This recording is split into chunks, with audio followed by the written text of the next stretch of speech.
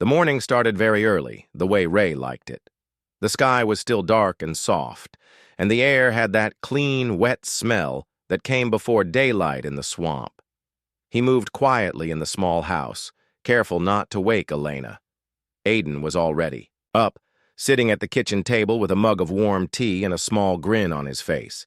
He was 17 and felt older every time he went out with his dad. He had packed the dry box the night before. He had checked the flashlights twice. He had folded the small map along the pencil lines his dad had drawn years ago. Ray gave a gentle nod that said more than words. They did not talk much in the early hours.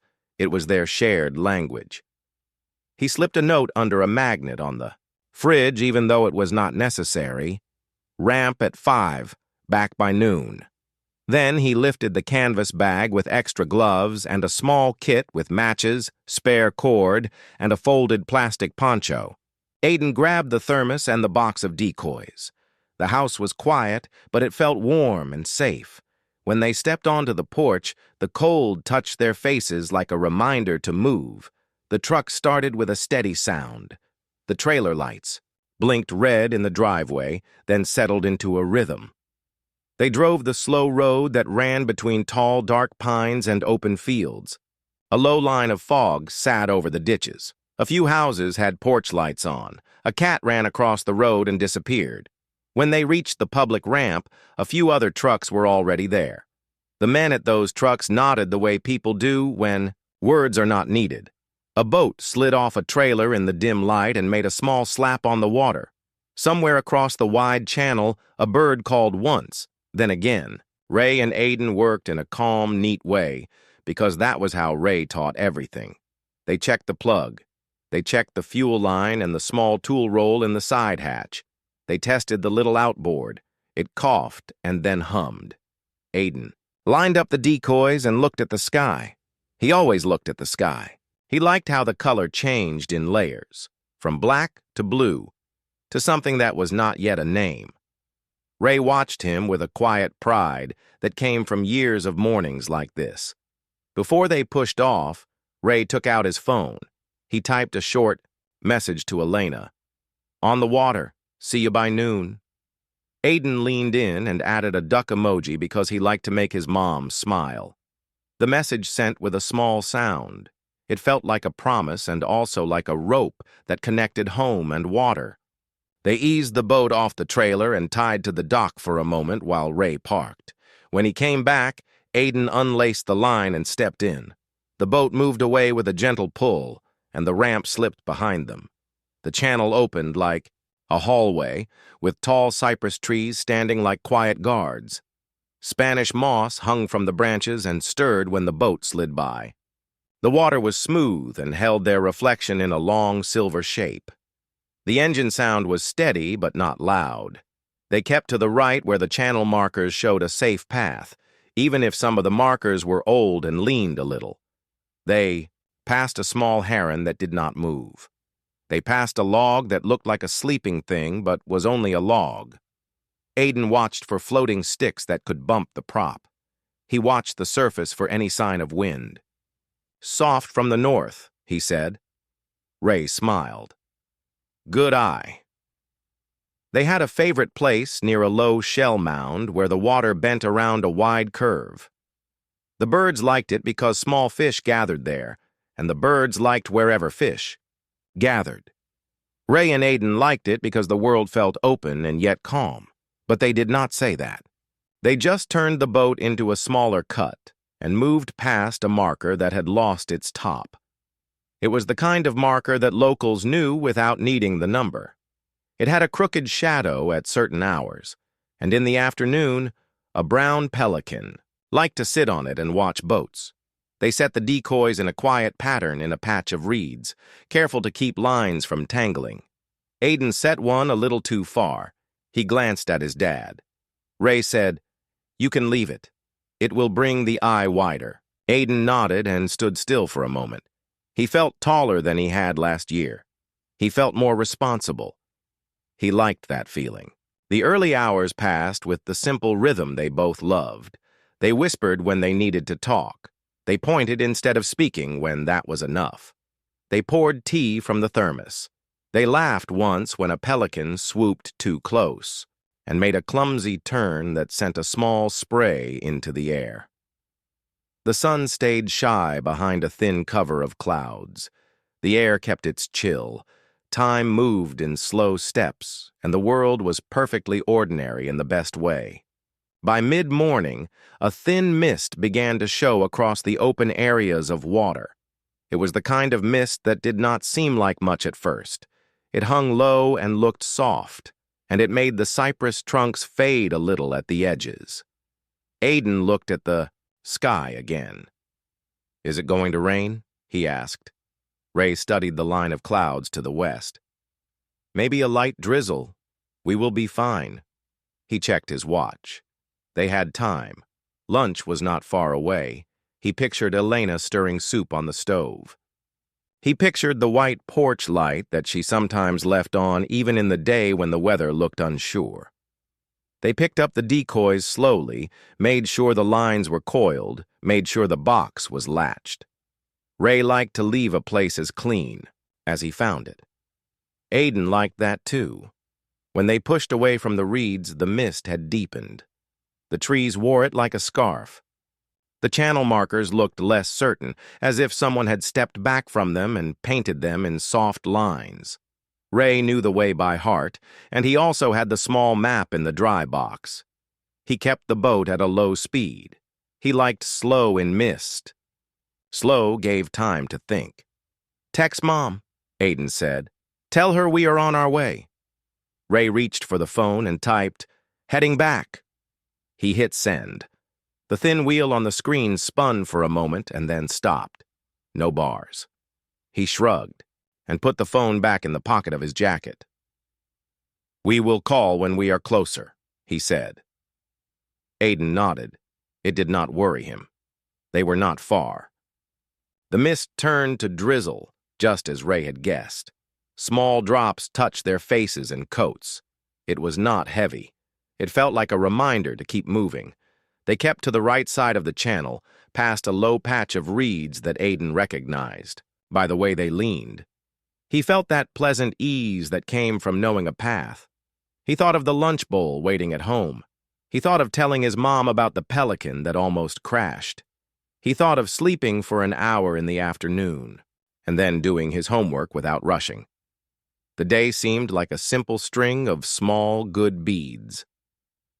At noon, Elena glanced at the clock and smiled. She put 2 bowls on the counter and set out a basket of warm bread covered with a cloth. She looked at her phone to check for the "on our way" message she usually got. It was not there yet. She did not worry. She put the porch light on, even, though it was noon. It was a small habit, a way of saying, "This is your home, this is your place." She stirred the soup and hummed, the way she did when the house was quiet. By early afternoon, the drizzle fell a little harder. The mist was no longer soft. It pressed the edges of things closer. On the ramp, a man who owned the bait shop looked out at the channel and shook his head. But he did not worry for Ray and Aiden. They were careful. He had seen careless people. Ray and Aiden were not like that. He locked his shop door and went for a late lunch. He would open again at 3. The hours moved. Elena checked the window again. She texted, "All good?" The message showed 1 gray check mark and did not turn to 2. She waited 5 minutes, then 10. She called once and heard the call go straight to voicemail. She called again, straight to voicemail. Her hand felt a little cool, so she wrapped her fingers around the warm bowl. She told herself that mist and water could be strange friends for a phone. By evening, the drizzle had made the steps of the porch damp. A neighbor stopped by to return a baking dish and saw Elena standing by the window. "They back yet?" she asked with a light tone, not wanting to spread worry. "Not yet," Elena said, matching the light tone. "They probably stopped to help someone with a trailer." The neighbor nodded. People often helped at the ramp. She stayed a moment longer than usual. She looked at the gray light and then said, "I can call my brother. He is putting in his boat now. He can look as he goes." Elena smiled gratefully and said, "Thank you." At the ramp, a small circle of people formed around a cooler that served as a makeshift bench. Someone called Deputy Ward, not because there was an emergency, but because they knew he would know what to do. He arrived in his steady way, without loud sound or flashing lights. He spoke in a calm voice and asked simple questions. What time did they launch? Where do they like to set up? Which cut would they take if the mist was heavy? He wrote down the answers in a small notebook. He knew Ray. He had bought honey from him at a local fall fair. He liked Aiden's quiet way and the way the young man always said hello at the grocery store. Ward looked at the water and at the shape of the fog. He looked at the map on the corkboard near the ramp where people sometimes marked good spots, with small pins.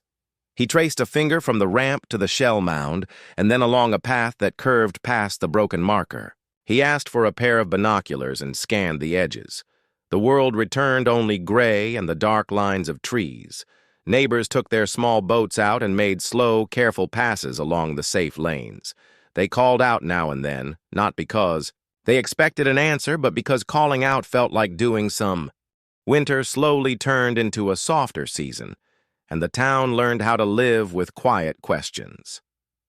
Elena woke each morning before the sun, just as she used to when Ray and Aiden would go out early. She still made tea for herself and looked at the note on the fridge. She kept the porch light ready to switch on, even though daylight lasted longer now. Some habits were like anchors. They held her in a safe place. She folded Aiden's jacket and kept it by the door, the way people keep an umbrella they planned to use soon. She dusted Ray's hat on the hook and did not move it. Some days, she spoke to the hat in a soft voice, a small good morning that made the kitchen feel less empty. Neighbors were kind without asking too much. They greeted her at the grocery store, offered a ride if her car was being serviced, left a loaf of bread now and then. The words they chose were careful. "How are you today?" instead of "any news?" and "can I carry that for you?" instead of "do you need anything?" She was thankful for these small choices. They made the days lighter. Ray's truck and boat trailer sat in the impound yard behind a chain-link fence. A covering of pollen settled on the hood in spring, then washed off in a soft rain, then returned again. Deputy Ward checked the truck once more, not because he expected a new answer, but because steady work mattered. He noted the registration, the condition of the trailer lights, the coil of spare rope in the bed. He closed the door gently each time and wrote neat lines in the file. He kept the file close to the top of his stack. He had other cases, simple permits, a lost dog here and there, but this one rested like a quiet bell in his mind.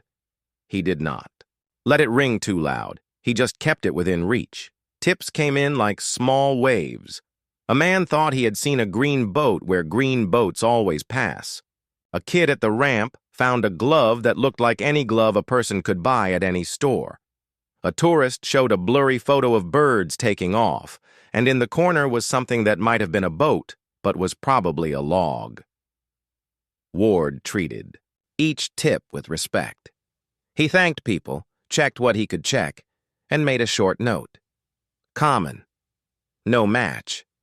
Likely unrelated. The notes were not dismissals. They were careful labels that kept the path clear.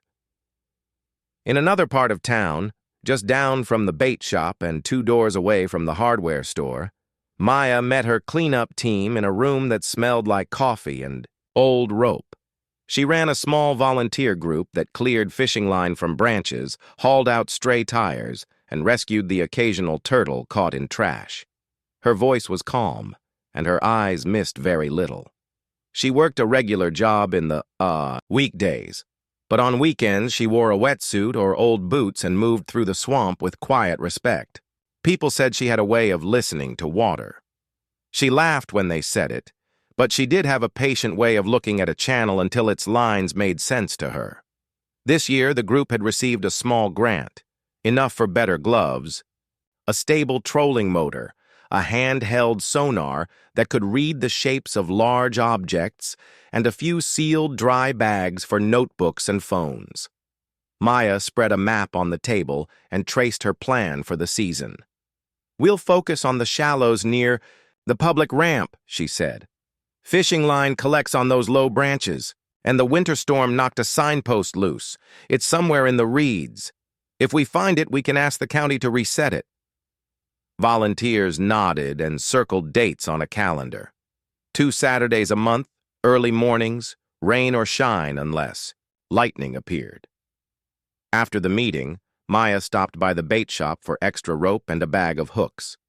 The owner, a man with kind eyes and sun-browned skin, asked how the cleanup was going. "We're starting near the ramp," she said. "Lots of snagged line there." He nodded, then looked at her for a moment as if deciding whether to speak. "You heard about the father and son who didn't come back a while ago?" he asked gently. "Ray and Aiden? Good people." Maya had heard the story in passing, in the way towns share quiet news. She knew not to ask for details she had no right to. She simply said, "I heard a little. I'm sorry." The owner leaned on the counter. "They knew this water better than most," he said. "Mist is a tricky friend. Folks looked hard. Still do, in their own ways." Then he smiled, in a tired but hopeful way. "Thanks for cleaning up. Every clean line is one less thing to catch someone by surprise." That night, Maya sat with the map and a stack of clear sheet protectors. She slipped the map inside one, added a dry erase marker, and drew a bright line from the ramp to the first bend. She wrote small notes: low branch snag, old crab, pot, broken marker. She added a square around a little symbol where someone had penciled shell mound in the past. She didn't know much about mounds except that they were places of old stories and shells and sometimes better fishing. She marked it not as a goal, but as a reminder to move with care. On the first clean-up morning, the air felt fresh and new. The sky was light blue, and the water held straight lines of reflection from the trees. The team launched 2 small boats. They wore bright vests and carried grabbers, clippers, and a bucket labeled "line only" so they could recycle it later. Maya's boat drifted under a thick branch where fishing line hung like a tired spiderweb. She clipped it away in short pieces, mindful not to pull too hard and snap it into the water. She pulled up a small lure with a bent hook, then a bobber faded by the sun. A turtle watched from a log, then lowered itself slowly into the water, with a quiet plop. At mid-morning, they paused in the shade. A breeze touched the surface and made tiny shivers. A volunteer named Carla held up a cracked plastic bottle they had found and said, "It's amazing how much stuff just hides in plain sight." Maya agreed. "The water keeps secrets," she said in her gentle way. "We learn them one by one." They smiled at the simple truth of it. Secrets did not always mean big drama. Sometimes they were just the hidden path of a branch, the slow bend of a current, the way a heavy thing settled and waited. They found the loose signpost a week later. It was half sunk in a muddy corner, its metal edge pressed into soft roots. The letters had peeled in places, but you could still read the faded words. Slow wake. Maya radioed the county clerk's office from the boat. "We have it," she said. "Marking location. Could we get a new post placement?" The voice on the other end sounded grateful. "You save us 2 days of searching," the clerk said. "Thank you." The team secured the old sign with a line tied to a solid branch so it would not drift away again. They took a photo with the handheld GPS so the county would know exactly where to bring the new post. After lunch on the shore, Maya walked to the bait shop to return a borrowed bucket. The owner was restocking hooks. He asked how it went. She told him about the sign and the line. He listened, then said, "You know, when those 2 went missing, folks stood around that ramp like they were listening for an answer to come out of the water. That was a long day, then a long week, then long months." He looked out the window at the channel. Sometimes the answer takes a road you don't expect. The words stayed with Maya. She carried them the way she carried the map, carefully and with respect. She never thought of herself as someone who solved things. She liked to fix what she could touch: tangles of line, sharp metal edges that could scrape a hull, old bottles that could break and cut a person's foot. But she also knew that every small fix made a channel safer, clearer, more honest. And she felt that honesty mattered here. On quiet evenings, Elena took short walks. She chose the same loop past the school, around the corner by the garden with the bright marigolds, and back along the street with the old oaks. She sometimes stopped on the small bridge that crossed a narrow creek feeding the swamp. She watched the water move under her, never in a hurry, always moving. She had started writing brief notes to herself on small cards. Call the library, plant basil, fix the porch hinge. They were gentle tasks that kept her hands busy and her mind from floating too far. One day she wrote, "Thank the cleanup group," then smiled because she didn't know them yet.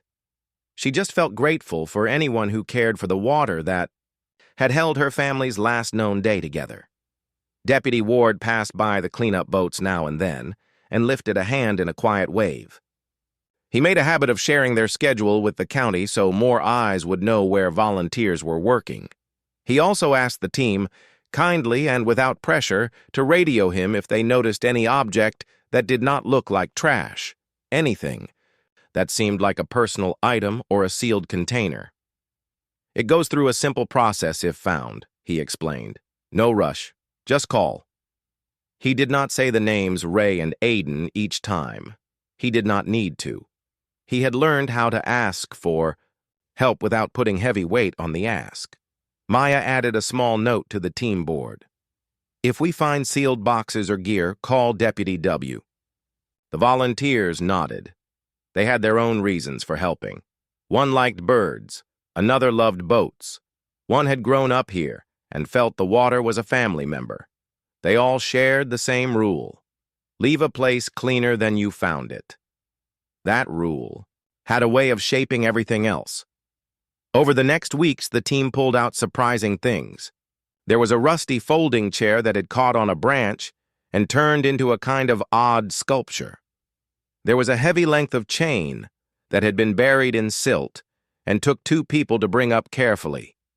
There was a child's shoe that made everyone quiet for Lee and said, "I think I lost this exact shoe when I was 8, they found. Morning came with a clean light that made the water look new again. Maya felt a small pull in her chest as she checked the map and saw the square she had drawn around the cypress roots near the shell mound. She remembered the tiny blink of sun she had noticed under the surface, like a polite tap on the shoulder. It was probably just a bottle, she told herself, but she also knew that careful work meant going back when something tugged at your attention. She loaded the boat with the same neat order as always: grabbers, rope, line bucket, dry bags, the small handheld sonar, and a soft brush for cleaning off mud. Carla teased, "You label everything like a librarian." Maya smiled. "The water thanks me for it." They pushed off in quiet air. A light film of mist sat low across the channel. Not heavy, just enough to paint the edges of things with softness. The cypress trunk stood straight like old friends keeping watch. A heron lifted into the morning, slow and sure. The team moved toward the bend with easy strokes, talking in low voices about nothing urgent: a good recipe, a funny dog, a neighbor's new mailbox that leaned like a tired person. It felt good to be out with kind people, doing small good work. When they came to the shaded bank near the shell mound, the water looked like dark glass again. The long roots reached into it the way fingers reach for a book on a high shelf. Maya waved the other boat to drift a little farther off so they would not bump into each other. She set the paddle down and leaned over the side with her hand and the soft brush.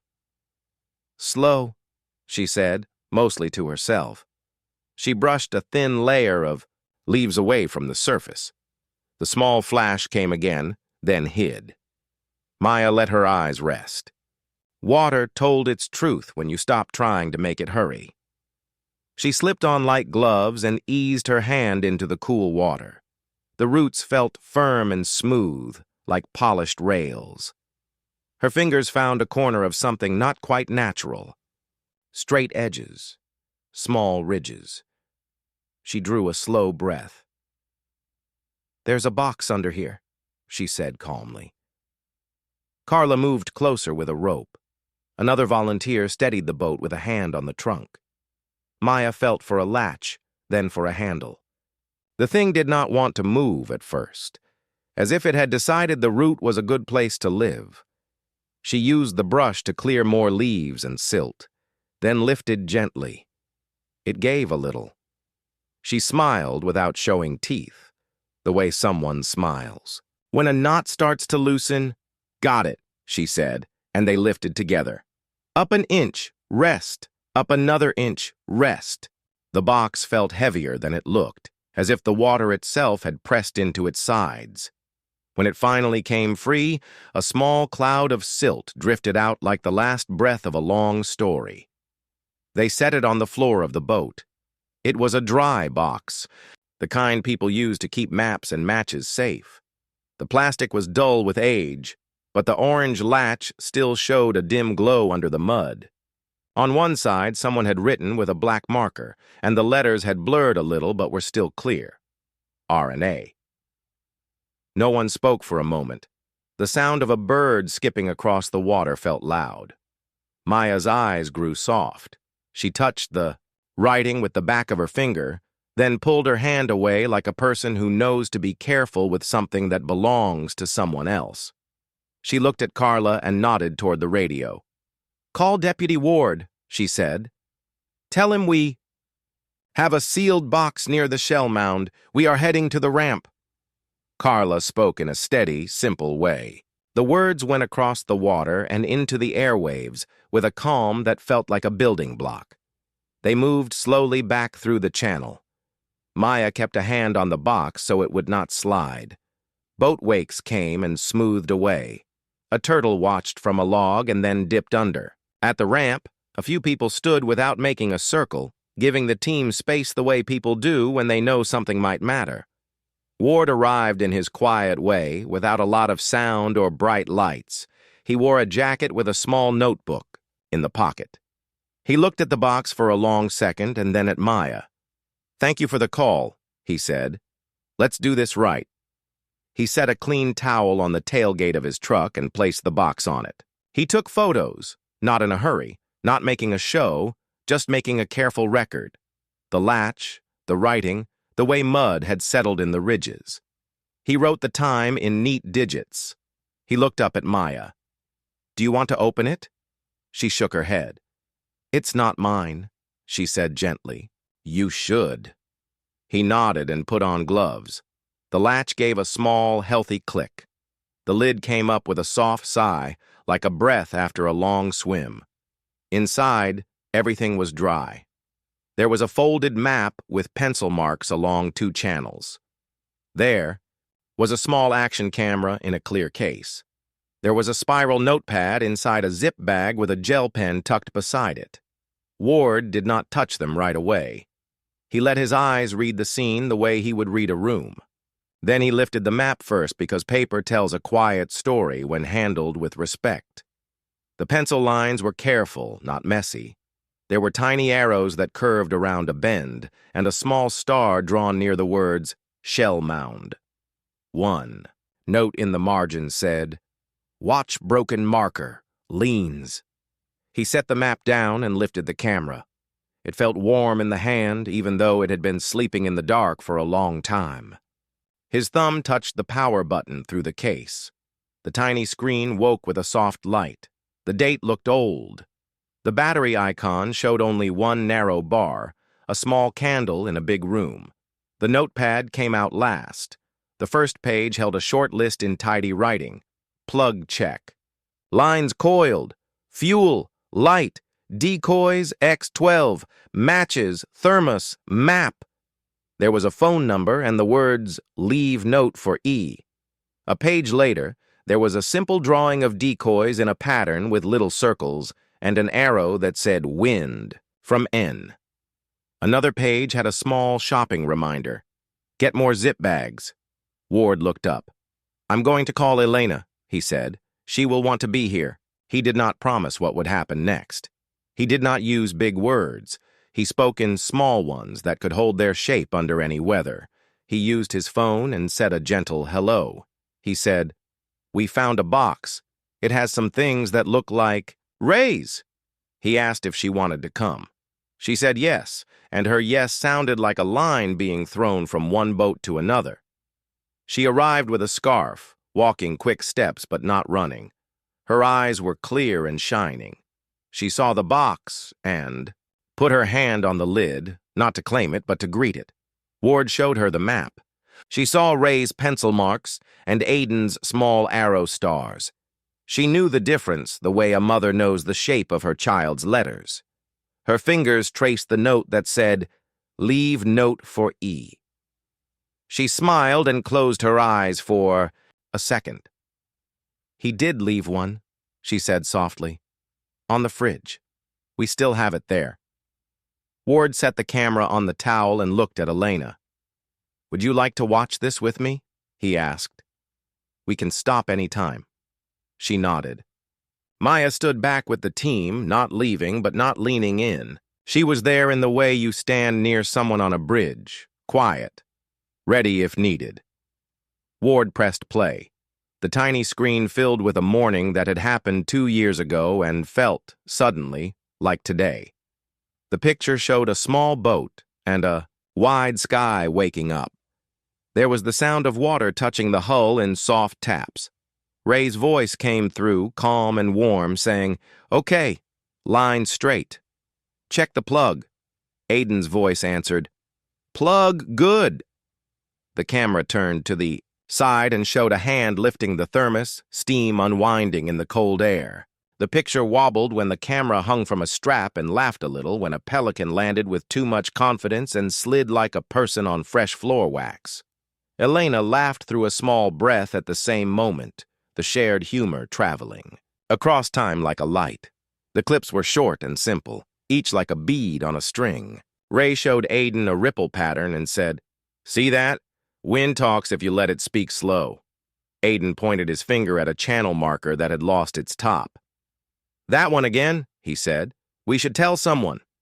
Ray answered, We will. The camera turned, caught a view of the shell mound in the distance, a soft rise that held old shells and older stories. There was a clip of the notepad, as if Aiden had filmed it to remember the list.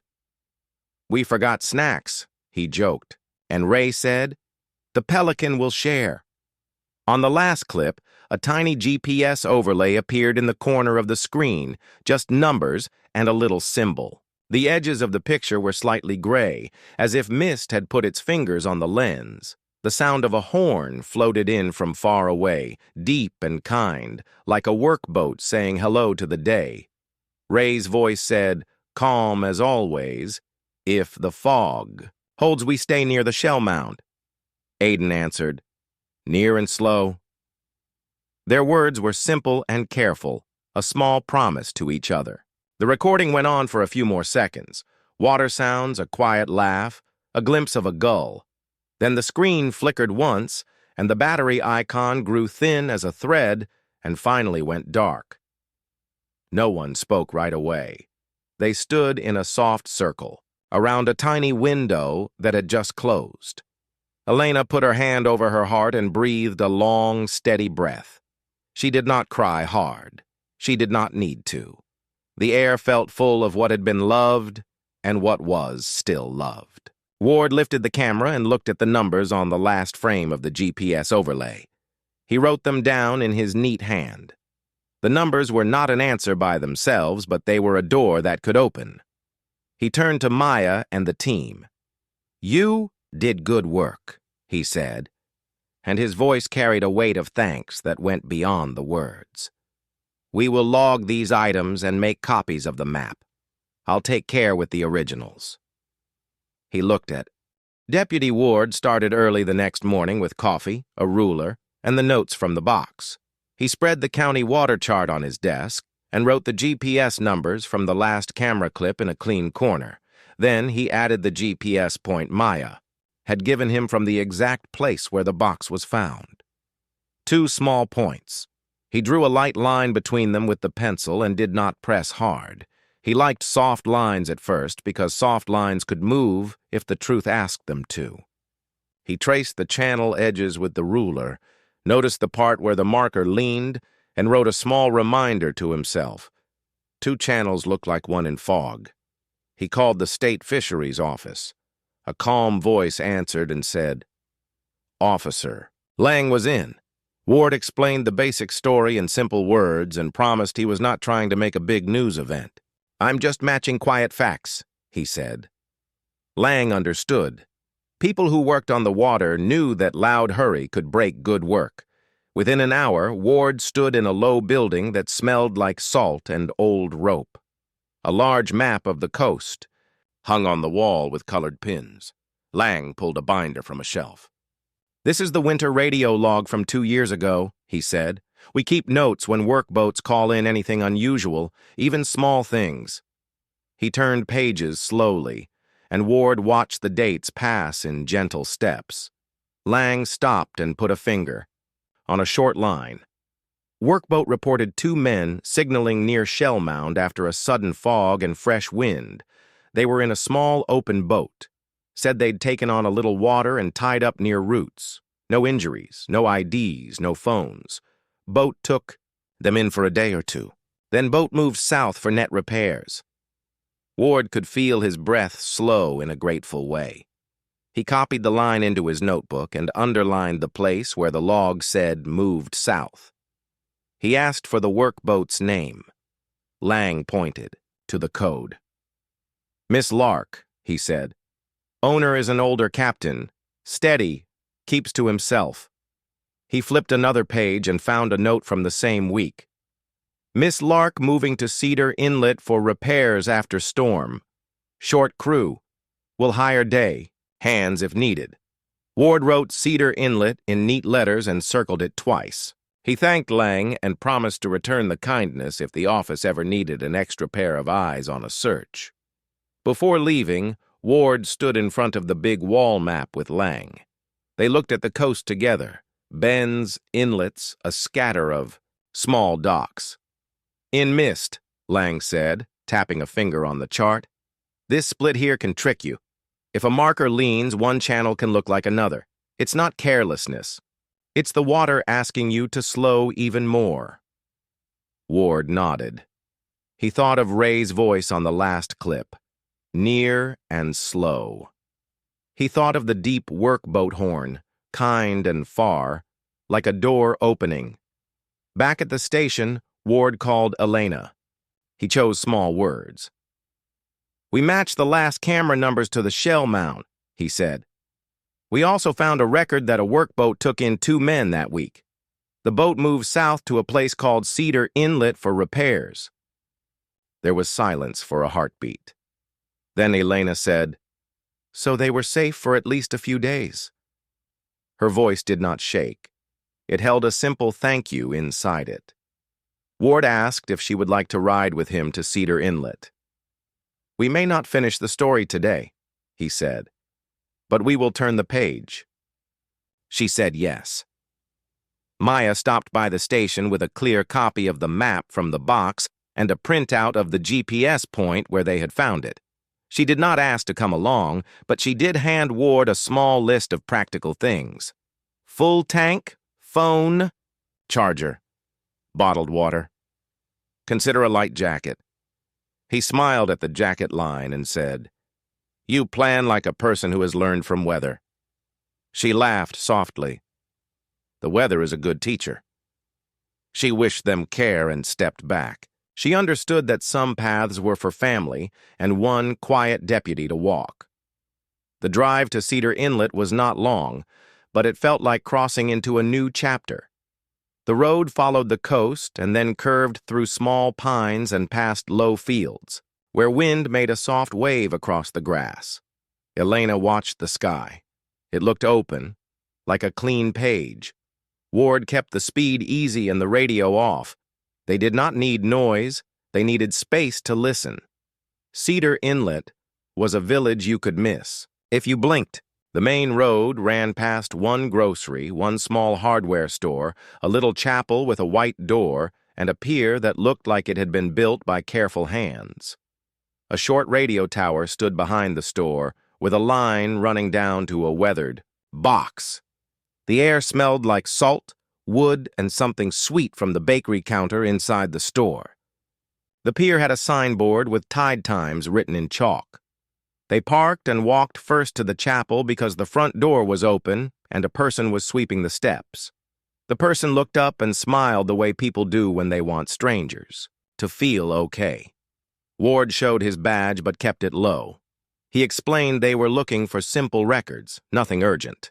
2 years ago, after a storm, he said, were there any notes about visitors? The caretaker thought for a moment, then brought them to a small corkboard inside the entry.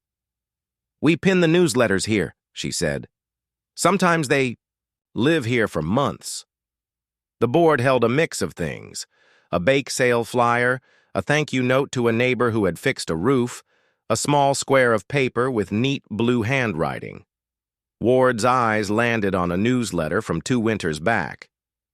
Near the bottom was a short line that made his breath pause. Thank you to 2 quiet men who helped patch the north roof and carry tarps, Ray and Aiden. Hope we spelled that right. The words were simple and gentle. The names were misspelled, just a little. Elena put her hand on the edge of the paper and did not move it. He always would, she said. He would lift the heavy end and tell jokes to keep people going. They took a photo of the newsletter with the caretaker's permission. We keep copies in a folder, she said kindly, and she handed them one. You can take this and we'll print another. Elena thanked her, and the 3 stood for a moment, quiet in the peace of a small room. It felt like a calm breath. At the pier, a woman in a blue cap was coiling rope. She looked up with sharp, kind eyes. Help you? She asked. Ward explained again, careful and brief. The woman nodded before he had finished. I remember, she said. 2 men came with the Miss Lark crew after a rough blow. They were polite, worked mornings, sat quiet at lunch. One of them fixed our radio shelf with 2 nails and a shim he carved from a crate. Clever hands. They slept on cots in the back. For a bit. Said they'd head home when papers were sorted. Elena listened without interrupting. The woman touched her arm lightly and said, They were steady. I liked them. Did they leave anything here? Ward asked. A note, name, anything to point the next place, the woman thought. The store keeps a box for left items, she said. If someone forgets a hat, a book, a mail card, it goes in the back. Ask Mr. Benson. He's been there forever. The store smelled like coffee, cinnamon, and new rope. Mr. Benson stood behind the counter with a pencil behind his ear. He looked like someone who had seen every type of day and still liked mornings best. Ward gave the same short explanation. Benson tilted his head. 2 fellows, yes, he said. Quiet, good workers. Was a mix-up with the mail for a while after the storm. Our outside box got shut for repairs, and for weeks we just took letters by hand to the truck when it came. But sometimes things fell where they shouldn't. He looked under the counter and pulled out a worn cardboard box with left items, written in marker. They set the box on the counter and went through it slowly, with care. There were old receipts, a child's mitten, a paperback book with a sun-faded cover, a chipped mug with a fish painted on it. Near the bottom, wrapped in a rubber band, was a small stack of cards. Benson removed the band and spread them. 1. Card made Elena stop breathing for a second. It had her name on it in Ray's careful print. The address was theirs. A stamp sat in the corner, a little crooked. The message was short and exactly like him. We are safe. Phones lost. Working. Our way home. Love you. It was signed with both their names, Ray and Aiden. There was a tiny drawing at the bottom, the way Aiden liked to add small things. A little duck shape simple and smiling. Elena held the card with both hands the way a person holds warm bread. She did not cry hard. A soft tear reached the edge of her eye and stayed there. "It was here the whole time," she said, half to herself. Benson rubbed the back of his neck. "The mail slot was closed that month," he said, a little sad. "Wind blew hard and pushed this one behind the counterboard. We thought we'd lost a batch, then found them when we fixed the shelf. I guess this one stayed stuck. I'm sorry." Elena looked at him and shook her head gently. "Today is still on time," she said. "Thank you for keeping a box." Ward took a photo of the card, front and back, then handed it right back to Elena. "It belongs with you," he said. He asked Benson if there was any ledger note or receipt that mentioned the Miss Lark or crew names moving on. Benson pulled a thin notebook and flipped to a page marked with a red thread. "Here," he said. "We kept a short list of deckhands who took cash for repairs so we could make change right. I see 2 entries for R Lane and A Lane, probably your folks, but spelled fast by me." He smiled an apologetic smile. Then a note: "Crew shift to Harborview Marina, mile down coast, next week after net's repaired." That's an old name for a bigger place. Folks now call it Harborview Point. Ward copied the line. He thanked Benson for keeping old, simple records that could hold the shape of a story. Elena put the postcard in her. The next morning came with clear light and a steady breeze from the east. Elena placed the postcard in her bag and smoothed the corner the way a person settles a small bird before a journey. Deputy Ward checked the file, the map copy, and a bottle of water. They did not speak much on the drive. The road curved along fields and then ran beside the wide blue of the coast. Boats dotted the water like quiet commas in a long sentence. When they reached Harborview Point, the marina looked busy in a calm way. Ice machine humming, gulls talking in short notes, a man pushing a cart of nets that smelled like salt and good work. They walked to the small office near the fuel dock. A woman at the counter wore a cap with the marina's name and a pencil behind her ear. Ward introduced himself gently and said what he was looking for. 2 winters ago, he said, the crew of the Miss Lark passed through after a storm. We're trying to see where 2 of their day hands went next. The woman's eyes warmed in a way that said she liked seeing hope arrive at her desk. I remember the Miss Lark, she said. The captain always paid in exact bills. She pulled a thin binder from a shelf. We keep a short ledger of ice sails and day hand notes during storm weeks. Helps us remember who needs a receipt later. She flipped pages and found the week after the storm. Here, she said. Miss Lark, repairs, bulk ice X3. Day hands listed, R Lane, A Lane. She pointed to a note in the margin. Harborview Tools shed help. 2 quiet men, good with rope, left after 7 days for Bay Shoals Marina with repair boat Seafarer. Elena let out a breath she had been holding for 2 years. Ward wrote the name down in neat letters and asked for directions.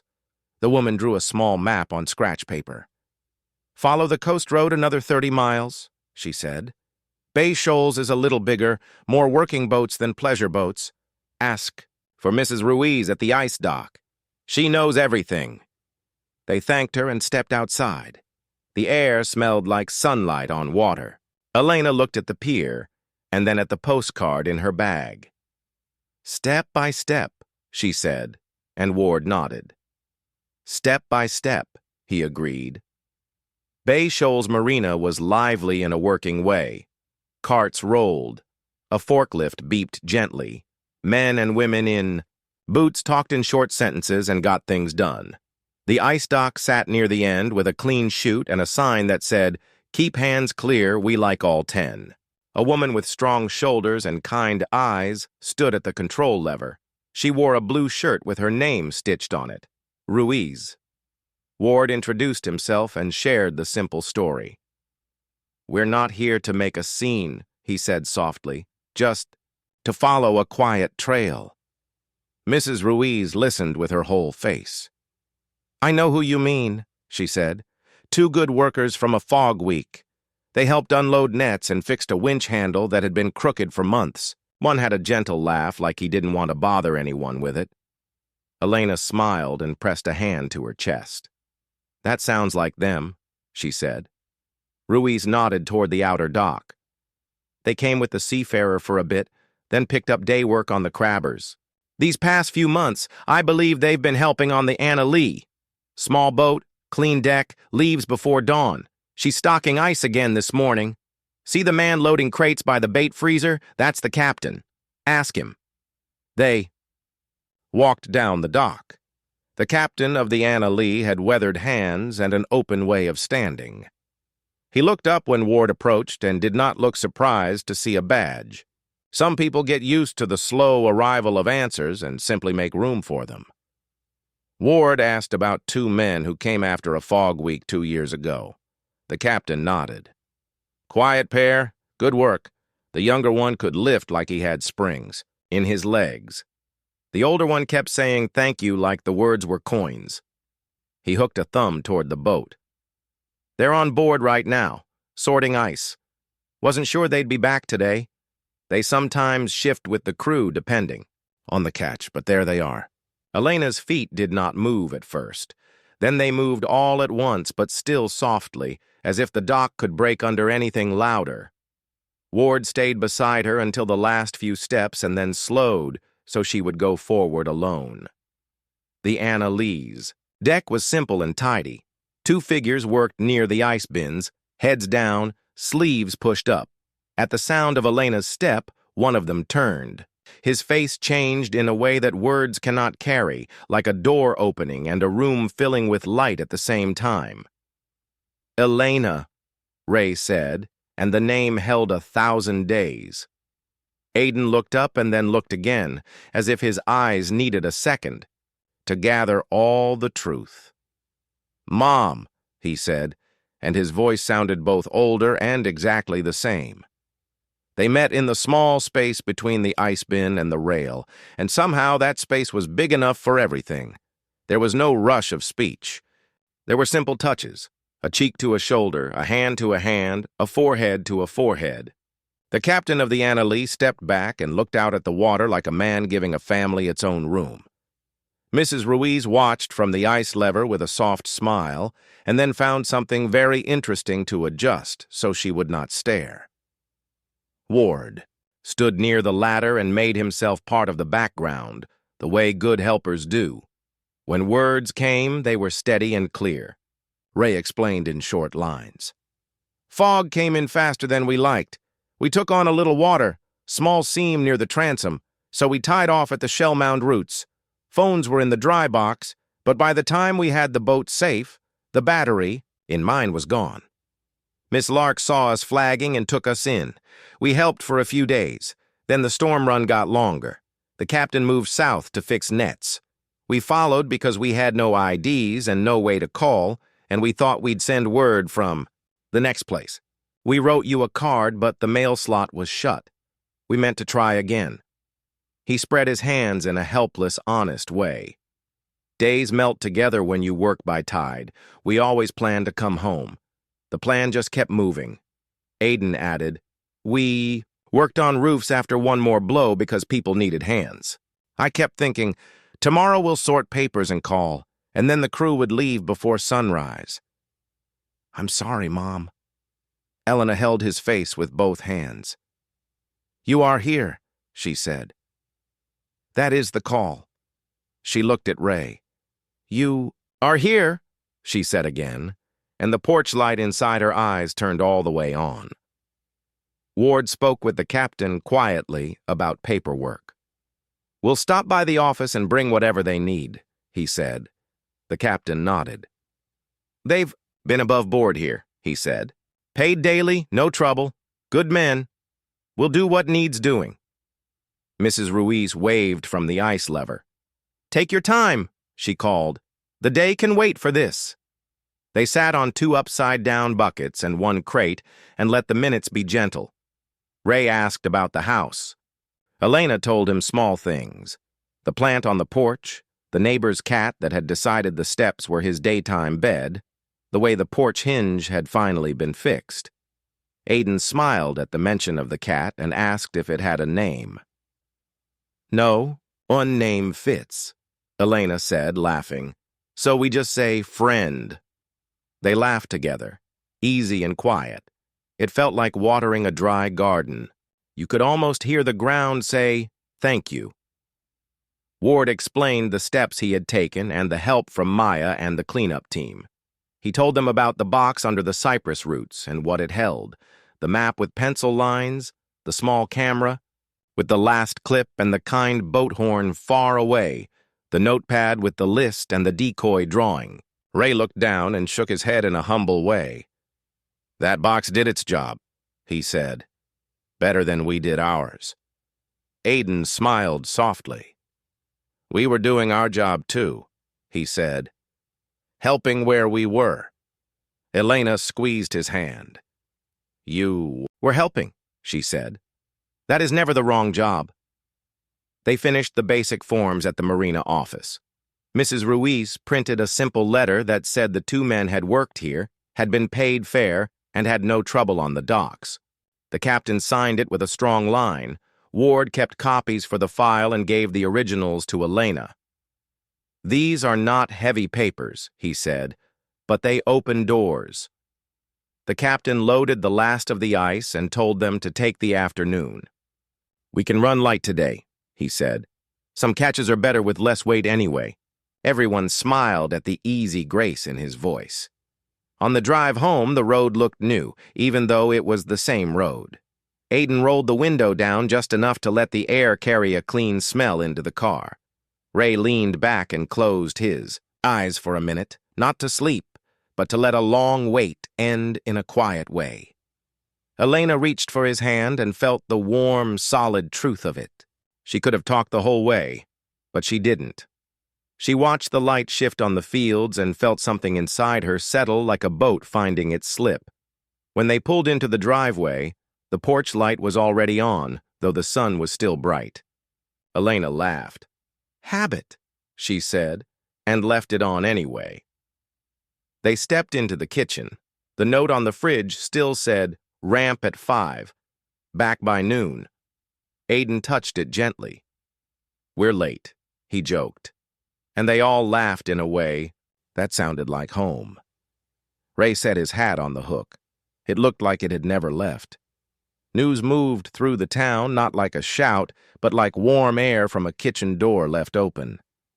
Neighbors came by the next day with simple smiles and a pie that smelled like cinnamon. No one asked for big stories. People said, "Good to see you," and "We saved your spot at the ramp," and "Soup at 6 if you're hungry." At the public ramp, the county had already reset the leaning marker with a new, clear sign. A small board appeared beside the map cork.